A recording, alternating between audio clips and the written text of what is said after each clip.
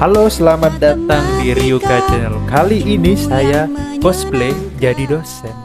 Nah, kenapa saya cosplay jadi dosen? Karena saya akan memberikan sebuah pengalaman yang baru ya. Tentu ini adalah channel yang ramah lingkungan ya, dan tentu sangat mudah dimengerti. Mau itu pemula atau itu senior, mereka wajib menonton channel ini, dan siapa tahu ya kan mereka bisa dapat pengalaman dari dosen ya kan. Saya ini sekarang dosen ya, jadi kalian tolong dengarkan baik-baik gitu loh.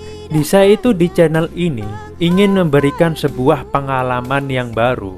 Bisa kalian lihat di video yang sudah saya upload kebanyakan ini. Kalian bisa temukan ya. Ini saya mendapatkan terate sebagai F2P sudah pernah. Saya mendapatkan rank 6 Marauder sudah pernah. Rank 3 Olympias juga sudah pernah.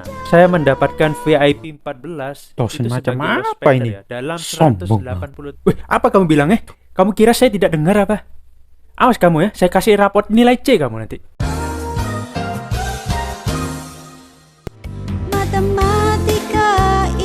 Ini kalian sebagai murid-murid saya akan mendengarkan penjelasan langsung dari dosen. Dan ini sebuah teori yang sudah saya praktekkan sendiri. Jadi tolong dicatat ya. Dan saya akan mulai dari penjelasan dua tipe akun farm ya, untuk membantu akun sleeper atau akun utama. Dan akun farm jumper. Oke, kita akan bahas satu tipe ini ya. Kan ada dua tipe. Saya akan bahas tipe yang akun farm jumper.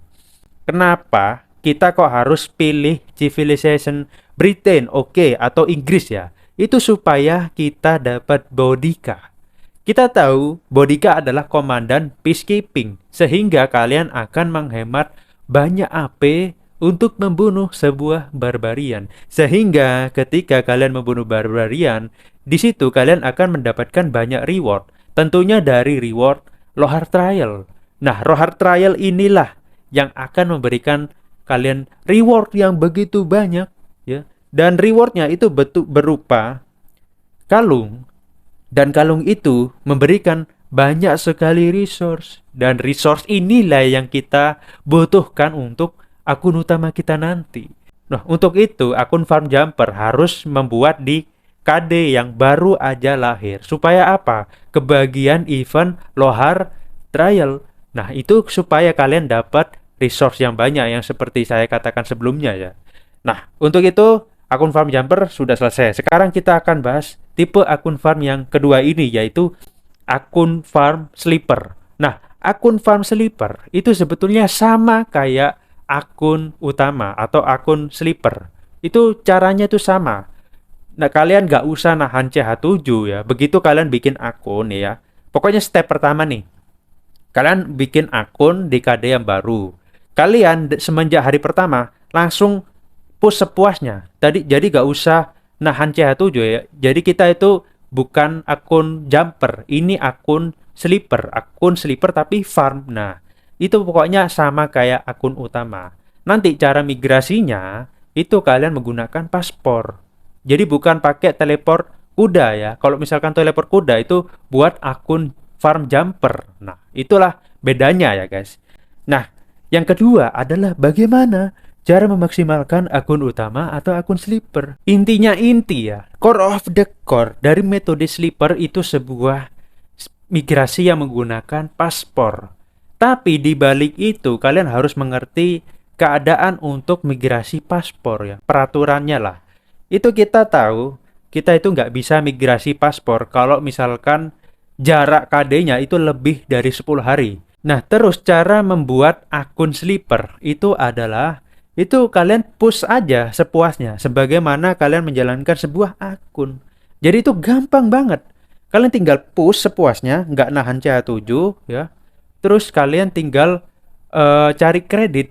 Nah, cari kredit inilah yang harus kalian tekuni karena apa? Metode sleeper itu kan harus migrasi menggunakan paspor.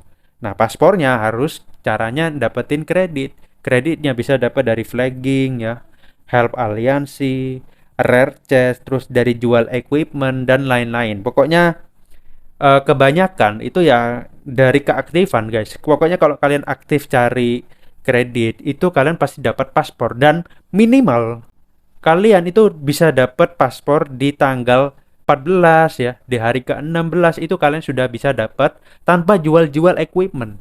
Jadi itu sudah murni cuman dapat dari flagging dan help aliansi sama rare chest ya. Nah, itulah cara mendapatkan kredit ya. Nah, untuk teratai, teratai itu sebetulnya untuk sekarang itu sedikit susah. Kalau dulu itu ada event Wall of Arrow, yang mana itu memberikan sebuah reward yang bagus banget. Tapi sekarang sudah tidak ada. Dan waktu itu saya itu sudah pernah buat cara mendapatkan teratai sebagai F2P. Nah, itu caranya sama persis. Dari sekarang itu sama persis. Nah, bedanya kalau misalkan kalian mau ngejar teratai itu harus ada spend sedikit. Ya memang ada yang pernah berhasil sebagai F2P. Dan itu saya yakin itu dia pasti aktifnya wow banget guys. Dan pengalaman dia itu sudah besar banget. Kalau misalkan kalian mau ngejar teratai, pikir 2 kali kalau misalkan kalian sebagai F2P ya. Karena harus siapkan seenggaknya adalah dana ya kan. Yang berikutnya adalah timbun speed up atau hamburin speed up. Oke. Pertama, kita tahu kalau kita itu nggak nahan CH7. Nah, kita pasti harus menggunakan speed up beberapa gitu ya, biar kita cepat-cepat naik ke CH11 kayak atau ke CH16 gitu ya. Karena CH16 adalah kewajiban ketika kalian menjalani sebuah metode sleeper.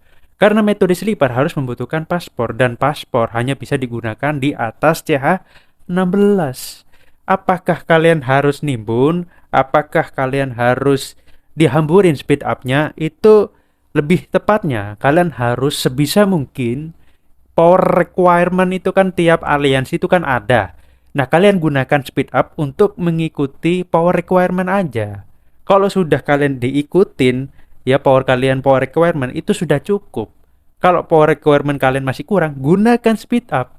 Jangan disimpan. Gunakan speed up untuk mengejar power requirement. Itu garis bawahnya ya, oke? Nah, yang ketiga adalah migrasi ke KD tujuan. Ini adalah tahap akhir ya. Nah, untuk sebelum kalian migrasi, kalian pastikan dulu apakah kalian bisa migrasi ke KD tujuan.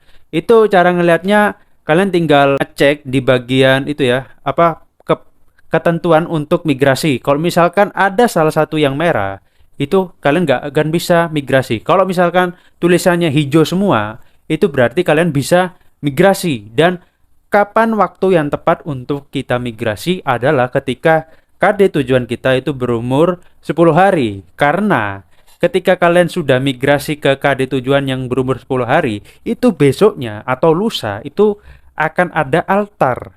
Nah, kalian akan dapat altar double. Ketika kalian di KD awal itu pas menjalani akun sleeper itu dapat, pas kalian migrasi ke KD akhir, kalian dapat lagi altar. Kalau kalian ke bagian aliansi ya tentunya. Ini monumen juga reset, jadi kalian juga dapat reward dari monumen. Dan itulah enaknya metode sleeper. Gak hanya itu ya. Sebetulnya metode sleeper sama metode jumper itu perbedaannya jauh banget guys. Sorry. Itu jauh banget ya murid-murid. Dan sebetulnya, dan kalau misalkan dibedakan ya, dari awal aja deh. Misalkan kalau kita bicara soal reward ya, itu sanctum. Kalau misalkan kalian akun jumper dapat 1 aja udah syukur. Ya, kalau akun sleeper, kalian kan powernya sudah gede nih. Kalian kebagian di top aliansi itu pasti ada slot aliansi di hari kelima ya. Di hari kelima kalian pasti ada sanctum kebuka. Nah, kalian join aliansi yang di luar sana, kalian bolang. Itu ada kemungkinan kalian diterima karena power kalian itu mumpuni. Dan sekitar hari kelima itu kalian pasti di sekitaran power 700 ya, atau bahkan 900. Dan waktu itu di project season 1 overpower, rata-rata member kita itu mendapatkan 10 sanctum. Itu ya caranya yang bolang. Itu untung-untungan. Kalau kalian keterima ya alhamdulillah, kalau enggak ya sudah. Yang penting dapat lebih dari 4 itu sudah cukup banget sebetulnya. Apalagi dapat 10. Nah, itu tadi masalah reward ya. Dan akhir kata, menggunakan metode sleeper itu tentunya akan membantu akun utama kalian tuh jauh lebih bagus. Jadi sehingga ketika kalian migrasi ke KD akhir, itu akun kalian itu lebih kuat. Kayak misalkan di dulu saya itu pernah bikin akun Sleeper ya. Waktu itu saya ranking 91. Terus setelah berhasil migrasi ke KD tujuan, yang mana waktu itu sudah berumur 10 hari, ranking saya jadi 31 kalau nggak salah ya. Dan itu sudah memberikan sebuah perbedaan yang cukup signifikan sebetulnya. Dan semoga kalian tetap menonton video-video konten edukasi ini tentunya di konten, dan semoga kalian tetap menonton video-video ini, dan tentunya konten ini akan memberikan sebuah pengalaman yang baru, edukasi yang sangat mengajarkan kalian, menjadikan akun kalian menjadi lebih cool. Oke, saya Ryuka, terima kasih.